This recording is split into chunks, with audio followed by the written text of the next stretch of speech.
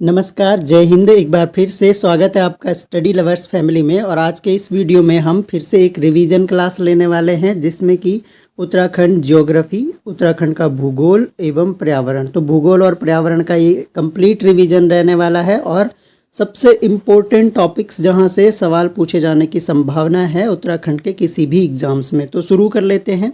सबसे पहली योजना जो हमारे पास है वो हम डिस्कस कर रहे हैं, पर्यावरण मित्र योजना को डिस्कस करेंगे। यहाँ पर पर्यावरण से रिलेटेड पहला टॉपिक हमारा 11 मार्च 2006। डेट आपको ध्यान रखनी है, 2006 में ये योजना लागू होती है। और कहाँ से? तो श्रीनगर से प्रारंभ की जाती है। इसका उद्देश्य जो है पर्यावरण के प्रति लोगों में जागरूकता को बढ़ाना है और पर्यावरण मित्र अपॉइंट किए जाते हैं, पर्यावरण मित्र रखे जाते हैं गाँव में या फिर ऐसे क्षेत्रों में जहाँ पर जो अपशिष्ट है उसके निस्तारण की उचित व्यवस्था के लिए। तो जैविक अजैविक अपशिष्ट का निस्तारण ये सतत रूप से करते हैं जो कि पर्यावरण मित्र होते हैं। और अब इनका मानदेय जो है 500 रुपये प्रतिदिन कर दिया गया है। तो ये फैक्ट आपको पर्यावरण मित्र योजना के बारे में ध्यान रखना है। शुरू कब हुई? 2006 में और श्रीनगर से। अगला हम डिस्कस करेंगे फूलों की घाटी राष्ट्रीय उद्यान के बारे में। फूलों की घाटी राष्ट्रीय उद्यान जो है उद्यान ये 1931 में फ्रैंक स्मिथ के द्वारा इसकी स्थापना होती है। ये आपको ध्यान रखना है। कभी खोज पूछ ली जाती है कि फूलों की घाटी खोज किसने करी, तो फ्रैंक स्मिथ ने करी थी। 1982 में इसको राष्ट्रीय उद्यान का दर्जा दिया गया। 1982 ईयर आपको ध्यान रखना है। राष्ट्रीय उद्यान का दर्जा 1982 में। और 2005 में यूनेस्को ने इसे अपनी विश्व विरासत धरोहर में शामिल किया। विश्व धरोहर सूची में शामिल किया गया था 2005 में फूलों की घाटी राष्ट्रीय उद्यान को। और यहाँ पर जो है 2 पर्वत हैं, नर और गंधमादन। इन दोनों पर्वतों के बीच में ये फूलों की घाटी स्थित है। और पुष्पावली जो है ये नदी यहाँ से होकर गुजरती है, ये भी आपको ध्यान रखना है। और कुछ पादपों के नाम ध्यान रख सकते हैं। यहाँ पर कौन कौन से पादप मुख्य रूप से? नीली पॉपी, सालम, पंजाब, फेन कमल, पुष्प पदम आदि यहाँ पर जो हैं पादपों की प्रजातियाँ देखने को मिलती हैं। आगे देखिए, आगे हमारे पास है दूधातोली श्रृंखला। तो दूधातोली श्रृंखला के बारे में आपको सबसे पहले ये ध्यान रखना है कि ये जो दूधातोली श्रृंखला है ये आपका, इसको जो है उत्तराखंड का पामीर भी कहा जाता है। तो पहला क्वेश्चन तो यही बन सकता है कि उत्तराखंड का पामीर किसे कहा जाता है? तो उत्तराखंड का पामीर कहा जाता है दूधातोली श्रृंखला को। और इसका विस्तार जो है चमोली, पौड़ी और अल्मोड़ा जनपद में है। चमोली, पौड़ी और अल्मोड़ा जनपद में है, ये आपको ध्यान रखना है। और 5 नदियों का उद्गम जो है दूधातोली श्रृंखला से होता है। इनमें आपकी पूर्वी नयार है, पश्चिमी नयार है, आटागाड़ है, बूनो नदी है और पश्चिमी रामगंगा है। तो इन नदियों का उद्गम जो है दूधातोली श्रृंखला से होता है, ये भी आपको ध्यान रखना है। उत्तराखंड का पामीर कहा जाता है। और यहाँ पर जो है एक और फैक्ट अगर मैं बताऊँ तो 12 जून को यहाँ पर एक मेला लगता है जो कि वीर चंद्र सिंह गढ़वाली की समाधि यहाँ पर स्थित है। और यहाँ पर 12 जून को उनकी याद में एक मेला लगता है, ये आपको ध्यान रखना है। वीर चंद्र सिंह गढ़वाली की समाधि कहाँ पर है? तो वो कहाँ पर है? यहीं पर है एक तरह से। तो गैरसेण में देखना है श्रृंखला में कोदिया बग्गड़ एक जगह है, कोदिया बग्गड़। तो जगह भी पूछ ली जा सकती है कि वीर चंद्र सिंह गढ़वाली की समाधि कहाँ पर है? तो कोदिया बग्गड़ एक जगह है, तो वहाँ पर वीर चंद्र सिंह गढ़वाली की समाधि स्थित है। गैरसेण इसी क्षेत्र में आता है। गैरसेण जो है उत्तराखंड की ग्रीष्मकालीन राजधानी है, ये सभी को पता है।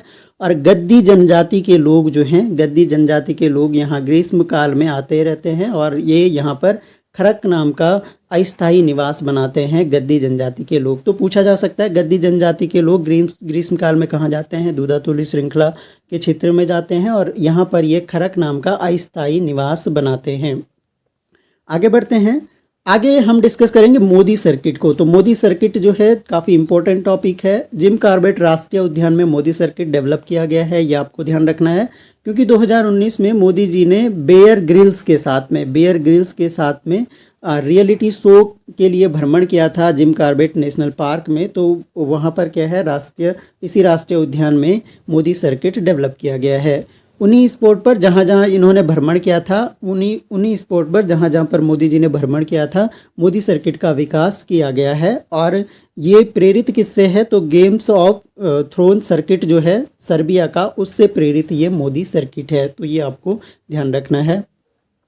अगला देखिए, राजाजी राष्ट्रीय उद्यान के बारे में थोड़ा सा डिस्कस कर लेते हैं। राजाजी राष्ट्रीय उद्यान जो है, पहली बात तो कहाँ पर स्थित है, तो देहरादून में स्थित है। 1983 से पहले यहाँ पर 3 अभ्यारण्य हुआ करते थे, एक तो राजाजी नाम से, एक मोतीचूर अभ्यारण्य और एक चिल्ला अभ्यारण्य, और इन तीनों अभ्यारण्यों को 1983 में मिलाकर सी राजगोपालाचारी के नाम पर राजाजी नेशनल पार्क इसका नाम कर दिया गया। तो 1983 में, एक तरह से अगर राजाजी राष्ट्रीय उद्यान की स्थापना पूछे तो 1983 आंसर होगा, और इससे पहले यहाँ पर 3 अभ्यारण्य थे, राजाजी, मोतीचूर और चिल्ला, इन तीनों को मिलाकर ही राजाजी राष्ट्रीय उद्यान बना है। 830 किलोमीटर स्क्वायर इसका क्षेत्रफल हो गया, और हाथियों के लिए ये प्रसिद्ध है। हाथियों के अलावा यहाँ पर हिरन, चीते, मोर, सांभर आदि जीव भी देखे जाते हैं, और पक्षियों की यहाँ पर लगभग 315 प्रजातियाँ पाई जाती हैं। तो ये कुछ इंपॉर्टेंट फैक्ट्स हुए राजाजी राष्ट्रीय उद्यान के बारे में।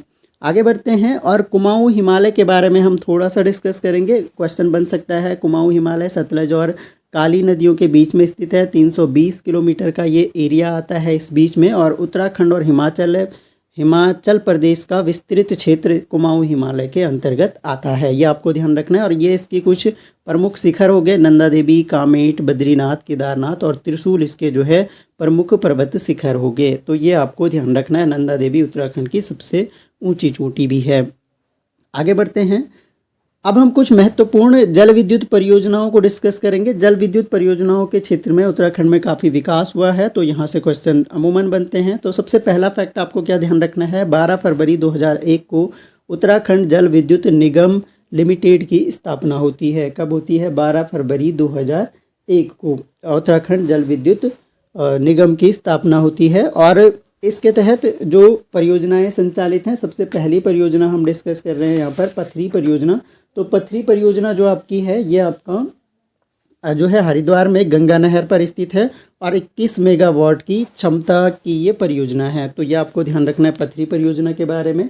इसके अलावा गुलोगी जल विद्युत परियोजना की अगर बात की जाए, तो गुलोगी जल विद्युत परियोजना जो है, ये सबसे पहला तो ये ध्यान रखना है, उत्तराखंड की प्रथम जल विद्युत परियोजना कौन सी है, तो वो गुलोगी जल विद्युत परियोजना है। 1907 में इसकी स्थापना होती है, और 1909 से विद्युत उत्पादन शुरू होता है। तो क्वेश्चन बन सकता है कि गुलोगी जल विद्युत परियोजना में विद्युत उत्पादन कब से शुरू हुआ, तो 1909 से शुरू हुआ। और ऐसे भी पूछा जा सकता है कि उत्तराखंड में सबसे पहले विद्युत उत्पादन कब शुरू हुआ, तो सही आंसर आपका 1909 हो जाएगा। और गुलोगी जल विद्युत परियोजना की स्थापना 1907 में हो गई। मसूरी के भट्टा फॉल में स्थित है, और 1000 मेगावाट इसकी क्षमता है, और एकमात्र ऐसी परियोजना है जो अंग्रेजों ने स्थापित की थी। अंग्रेजों ने स्थापित किया था इसको, और अभी तक ये कंटिन्यू विद्युत उत्पादन कर रही है। आगे देखते हैं, खटीमा परियोजना जो है, ये शारदा नदी पर स्थित है, जो कि उधम सिंह नगर के रीजन में आता है, और 42 मेगावाट इसकी क्षमता है। तो खटीमा परियोजना को भी आपको ध्यान रखना है। रामगंगा परियोजना की अगर बात की जाए, तो सीधी सी बात है, रामगंगा नदी पर है, इसको कालागढ़ बांध के नाम से भी जाना जाता है, और 151 मेगावाट की क्षमता जो है रामगंगा परियोजना की है। तो ये आपको ध्यान रखना है, रामगंगा परियोजना 151 मेगावाट की क्षमता की परियोजना है। टिहरी परियोजना की बात की जाए, तो सबसे बड़ी जल विद्युत परियोजना आपकी टिहरी परियोजना हो गई। भागीरथी और बिलंगना नदी के संगम पर स्थित है, और 2400 मेगावाट इसकी क्षमता है, और सबसे ऊंचाई पर स्थित जो डैम है वो भी टिहरी डैम है। ये भी आपको ध्यान रखना है। आगे देखिए, अगला जो है श्रीनगर जल विद्युत परियोजना कौन से जनपद में है, पौड़ी गढ़वाल जनपद में है, अलकनंदा नदी पर स्थित है, और 330 मेगावाट की क्षमता इसकी है। पौड़ी गढ़वाल जनपद, अलकनंदा नदी, और 330 मेगावाट की क्षमता जो है श्रीनगर जल विद्युत परियोजना की। अगला हमारे पास मनेरी भाली परियोजना है। मनेरी भाली जल विद्युत परियोजना ये उत्तरकाशी जनपद में है, भागीरथी नदी पर है, और इसकी क्षमता जो है 350 मेगावाट की है। तो ये परियोजनाएं आपको ध्यान रखनी है कुछ। आगे बढ़ते हैं, अब हम गंगा नदी का जो अपवाह तंत्र है उसको समझेंगे बिल्कुल शॉर्ट तरीके से, और आपको ध्यान रखने हैं इसकी सहायक नदियाँ। और देखिए, गंगा नदी के बारे में अगर बात की जाए, तो गंगा नदी जो है उत्तराखंड में, गंगा नदी को गंगा कहाँ से कहा जाता है, देव प्रयाग के बाद कहा जाता है, और देव प्रयाग तक जो है ये गंगा नदी जो है ये भागीरथी के नाम से बहती है। सभी जानते हैं भागीरथी के नाम से जानी जाती है, और जो कि अलकनंदा से मिलती है देव प्रयाग में, और यहीं पर इसको क्या कहा जाता है, यहीं से आगे इसको गंगा नदी के नाम से जाना जाता है। और इसके 2 उपक्षेत्र हो गए, भागीरथी उपतंत्र और अलकनंदा उपतंत्र। तो अगर भागीरथी उपतंत्र की बात की जाए तो इसका उद्गम जो है गंगोत्री ग्लेशियर है, और जो कि उत्तरकाशी जनपद में है, ये भी आपको ध्यान रखना है। यहाँ पर सहायक नदियाँ इसकी अगर बात की जाए तो मेद गंगा, दूध गंगा, राम गंगा और बाल गंगा इसकी सहायक नदियाँ हैं। और अलकनंदा उपतंत्र की बात की जाए तो इसका उद्गम सतोपंथ ग्लेशियर हो गया, ये आपको ध्यान रखना है। सहायक नदियां अगर इसकी देखी जाए तो सरस्वती, पश्चिमी धौली गंगा, नाबालिका, मंदाकिनी और पिंडर इसकी प्रमुख सहायक नदियां हो गई, और दोनों आकर देवप्रयाग में मिलने के बाद आगे गंगा नदी कहलाती हैं।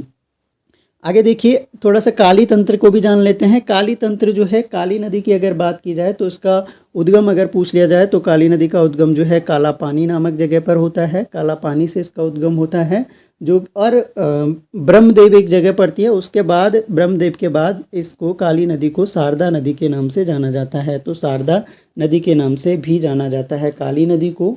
और अगर एक और फैक्ट की बात की जाए, स्कंद पुराण में इसको श्याम नदी कहा गया है। श्याम नदी किस नदी को कहा जाता है? तो काली नदी को स्कंद पुराण में श्याम नदी के नाम से भी जाना जाता है। इसके भी दो उपतंत्र हैं। और एक और फैक्ट आप ध्यान रख सकते हैं कि उत्तराखंड और नेपाल के बीच में सीमा का निर्धारण काली नदी करती है। तो सरयू उपतंत्र इसका पहला उपतंत्र है, जो कि सरमूल नामक स्थान से उद्गमित होती है, सरयू नदी।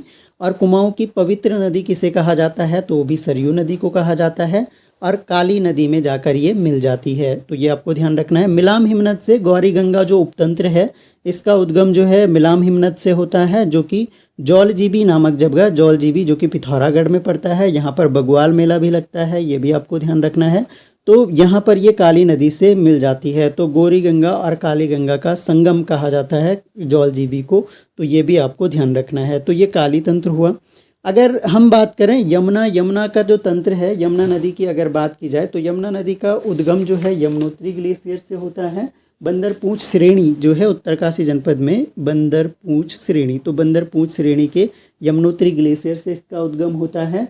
और यमुना नदी का उत्तराखंड में जो प्रवाह है वो मुख्य रूप से उत्तरकाशी और देहरादून जनपद में है। उत्तरकाशी और देहरादून जनपद में मुख्य प्रवाह यमुना नदी का है, यह आपको ध्यान रखना है। और इसकी कुछ प्रमुख सहायक नदियां आपको ध्यान रखनी होंगी यहाँ पर। हनुमान गंगा हो गया, ऋषि गंगा हो गया, टोंस नदी हो गया, भद्री गाड़ हो गया, बरनी गाड़ हो गया, ये जो है प्रमुख सहायक नदियाँ हो गई यमुना नदी की। अगला थोड़ा सा गौला नदी देखते हैं। गौला नदी का उद्गम पहाड़ पानी नामक जगह पे होता है, ये आपको ध्यान रखना है। नंधौर एक नदी है जो कि देवोह नामक जगह है, जो कि नैनीताल जनपद में पड़ती है, यहाँ से इसका उद्गम होता है। तो ये कुछ नदियाँ जो है, नदियों के बारे में महत्वपूर्ण फैक्ट हमने डिस्कस किए। आगे बढ़ते हैं। अब हम उत्तराखंड में फसल वितरण यानी कृषि से रिलेटेड एक आध प्रश्न बन सकता है, तो उसके रिलेटेड हमने कुछ महत्वपूर्ण फैक्ट कलेक्ट करे हैं। 33.8% जो है जनसंख्या कृषि में संलग्न है उत्तराखंड की। तो उत्तराखंड की कितनी जनसंख्या कृषि कार्य में संलग्न है? तो वो 33.8% है। प्रमुख कृषि अगर बात की जाए तो प्रमुख कृषि या प्रमुख फसलों की अगर बात की जाए तो गेहूँ जो है सबसे ज़्यादा भाग पर 33% भाग पर जो है गेहूं का उत्पादन होता है। और मुख्य उत्पादक जगहों का बात की जाए तो उत्तरकाशी हो गया, अल्मोड़ा हो गया, टिहरी गढ़वाल हो गया, पिथौरागढ़ हो गया और देहरादून हो गया। तो ये गेहूं उत्पादक हो गए जिले। और चावल की अगर बात की जाए तो चावल 21 यानी दूसरी सबसे ज़्यादा क्षेत्र पर उगाई जाने वाली फसल जो है वो चावल है, जो कि 21.6% क्षेत्र पर उगाई जाती है। हरिद्वार, नैनीताल, देहरादून जो हैं इसके प्रमुख उत्पादक हो गए। गन्ना की अगर बात की जाए तो गन्ना के बारे में ये ध्यान रखना है, नैनीताल, हरिद्वार और देहरादून प्रमुख उत्पादक हैं। वहीं अगर सरसों की बात की जाए तो अल्मोड़ा और देहरादून का नाम ध्यान रखना है। मक्का जो है रुद्रप्रयाग और पिथौरागढ़, वैसे तो सभी जिलों में थोड़ा बहुत होता है, लेकिन रुद्रप्रयाग और पिथौरागढ़ जो है मुख्य क्षेत्र हो गए मक्का के। ऐसे ही जौ के टिहरी, चमोली और उत्तरकाशी मुख्य क्षेत्र हो गए। तो ये फसल वितरण हमने थोड़ा सा डिस्कस किया। अब उत्तराखंड में कृषि प्रकार को हम देखते हैं। कृषि प्रकार जो है उत्तराखंड में अलग अलग प्रकार की कृषि होती है। और यहाँ पर जो कृषि के प्रकार हैं उसमें आप देख सकते हैं, सबसे पहला जो प्रकार है वो समोच्च प्रकार की कृषि है।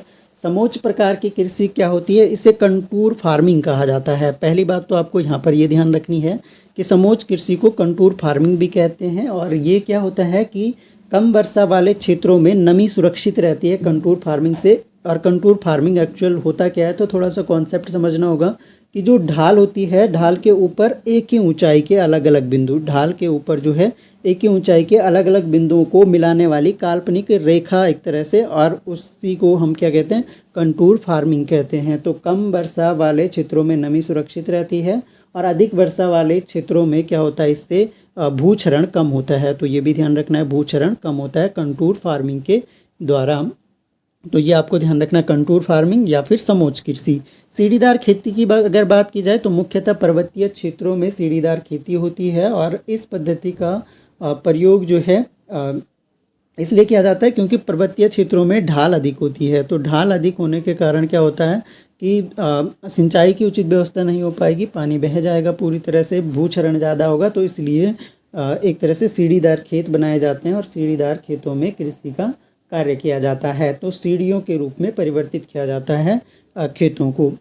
दूसरा जो हमारे पास है स्थानांतरण कृषि, इसका भी मुख्य जो है पर्वतीय क्षेत्रों में स्थानांतरण कृषि की जाती है, और इसे झूम खेती भी कहते हैं या झूमिंग भी कहते हैं। तो झूमिंग फार्मिंग या झूम कृषि जो है वो स्थानांतरण खेती को ही कहा जाता है। ये क्या होता है कि किसी स्थान पर जैसे खेती हो रही है, खेती अगर किसी स्थान पर हो रही है तो उस स्थान की उर्वरता जैसे ही कम होने लगती है, दूसरी जगह चुन ली जाती है और वहाँ अन्य जगह पर कृषि कार्यों को संपन्न किया जाता है। और इसके अलावा मैदानी खेती, ये मैदानी क्षेत्रों से संबंधित जो नदी घाटी प्रदेश हमारे उत्तराखंड में देखने को मिलते हैं, वहाँ पर मैदानी खेती की जाती है। जैसे कि हरिद्वार इसका बहुत अच्छा उदाहरण है, हरिद्वार में जो है मैदानी खेती होती है। आगे बढ़ते हैं। कृषि भूमि को उत्तराखंड में 3 भागों में बांटा गया है। एक होती है तलाव भूमि, एक होती है उपराऊ भूमि और एक होती है इजरान भूमि। इनके बारे में जान लेते हैं। तलाव जो भूमि है, जो घाटी के तलों पर जो है तलाव भूमि पाई जाती है। ये तलाव भूमि होती है। यहाँ पर क्योंकि घाटी का तल है तो यहाँ पर सिंचाई की उचित व्यवस्था है, तो तल पर सिंचाई की उचित व्यवस्था होगी, जाहिर सी बात है। तो ये फैक्ट आपको ध्यान रखना है। सबसे अच्छी सिंचित भूमि एक तरह से तलाव भूमि हो गई, जो कि अब तलाव है, सिंचाई अच्छी है, तो इसलिए सबसे उपजाऊ भूमि भी जो होगी वो आपकी तलाव भूमि ही होगी। इसके अलावा उपराऊ की अगर हम बात करें तो उपराऊ जो भूमि है, ये उपराऊ भूमि जो है असिंचित भूमि है उपराऊ भूमि, जो कि पर्वतीय क्षेत्रों में पर्वतों के जो ऊपरी भाग है वहाँ पर इस भूमि को क्या कहते हैं, उपराऊ भूमि कहते हैं। इसके अलावा इजरान की अगर बात की जाए तो इजरान जो है ये वनों के मध्य, यानी जो जंगलों के मध्य जो भूमि है या वनों के किनारों पर जो भूमि है, एक तरह से इमेच्योर होती है, अपरिपक्व भूमि होती है, उपजाऊ होती नहीं है। तो अपरिपक्व ये भूमि है, वनों के मध्य पाई जाती है, इसको इजरान कहा जाता है। तो ये आपको 3 फैक्ट आपको कृषि भूमि के बारे में ध्यान रखना है, इनसे बहुत बार क्वेश्चन पूछा गया है। आगे बढ़ते हैं। अब हम कुछ पर्यावरण संबंधी आंदोलनों की बात करेंगे। यहाँ पर सबसे पहले हम चिपको आंदोलन की बात कर रहे हैं। चमोली के रैणी गांव से प्रारंभ होता है।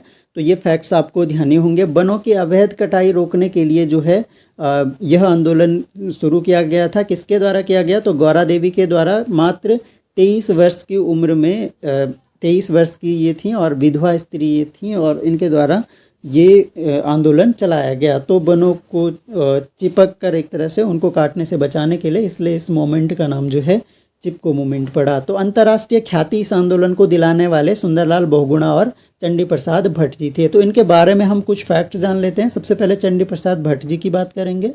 तो इन्होंने दो एक तरह से संघ बनाए। एक तो श्रमिक सहकारी संघ की स्थापना भी इन्होंने करी, दसोली ग्राम स्वराज संघ की स्थापना भी इन्होंने करी। कहाँ पर करी, चमोली में करी। तो 2 फैक्ट तो इनके बारे में ये ध्यान रखना है। इसके अलावा इनको प्राइज़ मिले हैं जो 1982 में रमन मैग्सेसे से। ये पूरा क्रम मैंने लगा दिया है, यहाँ पर क्रम लगाने को भी आ जाए तो भी आप कर सकते हैं। 1986 में पद्म श्री, 2005 में पद्म विभूषण और 2013 में जो इन्हें गांधी शांति पुरस्कार दिया गया। तो ये थे चंडी प्रसाद भट्ट जी के बारे में कुछ फैक्ट। अब हम यहाँ पर सुंदरलाल बहुगुणा जी के बारे में कुछ फैक्ट जानेंगे। तो ये फेमस पर्यावरणविद हैं, एक तो ये ध्यान रखना है। 1981 में इन्हें पद्मश्री मिला और 1984-85 में इन्हें राष्ट्रीय एकता पुरस्कार दिया गया और 2009 में इन्हें पद्म विभूषण से सम्मानित किया गया। तो दोनों ही व्यक्ति, सुंदरलाल बहुगुणा भी और चंडी प्रसाद भट्ट भी, दोनों को पद्म विभूषण मिल चुका है, पद्मश्री भी मिल चुका है, पद्मश्री भी दोनों को मिल चुका है। अब थोड़ा सा गौरा देवी का जन्म जो है 1925 लाता गांव में होता है। 11 वर्ष की उम्र में विवाह हो जाता है और 22 वर्ष की जब इनकी एज होती है तो इनके पति का निधन हो जाता है। तो केवल 22 वर्ष की उम्र में विधवा हो गई थी गौरा देवी और इन्हें जो है वृक्ष मित्र पुरस्कार 1986 में मिला। तो ये आपको काफ़ी इम्पोर्टेंट फैक्ट है। इनको पुरस्कार जो दिया गया है वृक्ष मित्र पुरस्कार दिया गया है 1986 में। आगे बढ़ते हैं। और पानी राखो आंदोलन 1986 में होता है पानी राखो आंदोलन। और पानी राखो आंदोलन क्यों किया जाता है? पानी की कमी को दूर करने के लिए पौड़ी गढ़वाल के उपरेखाल एक गांव पड़ता है उपरेखाल, तो वहाँ के युवाओं के साथ इन्होंने इस आंदोलन को शुरू किया था और सूत्रधार इसके थे सच्चिदानंद भारती। सभी को पता है दूधातोली विकास संस्थान की स्थापना करने वाले व्यक्ति भी कौन थे? सच्चिदानंद भारती थे। तो ये फैक्ट आपको सच्चिदानंद भारती जी के बारे में ध्यान रखने हैं। अगला हमारे पास है मैती आंदोलन। मैती आंदोलन का जो शुरू हुआ था 1995 में हुआ था। शुरू करने वाले व्यक्ति कल्याण सिंह रावत जी हो गए, तो इनका नाम ध्यान रखना है। मैती शब्द का शाब्दिक अर्थ मायका होता है। क्वेश्चन पूछ लिया गया था एक बार किसी पेपर में। और विवाह के अवसर पर क्या होता है? वर वधू द्वारा एक पौधा रोपा जाता है इस आंदोलन के ही तहत। वर्तमान में भी ये चल रहा है। अभी भी जो विवाह के अवसर पर वर वधू द्वारा एक पौधा रोपा जाता है जिसकी देखभाल जो वधू होती हैं उसकी सहेलियाँ करती हैं। इसके अलावा गांव की जो युवतियां हैं इन्होंने मैती आंदोलन के संचालन के लिए एक अध्यक्ष चुनती हैं जिसको ये दीदी कहती हैं। तो दीदी जो है क्या होती हैं? इनकी अध्यक्ष होती हैं। तो ये आपको ध्यान रखना है।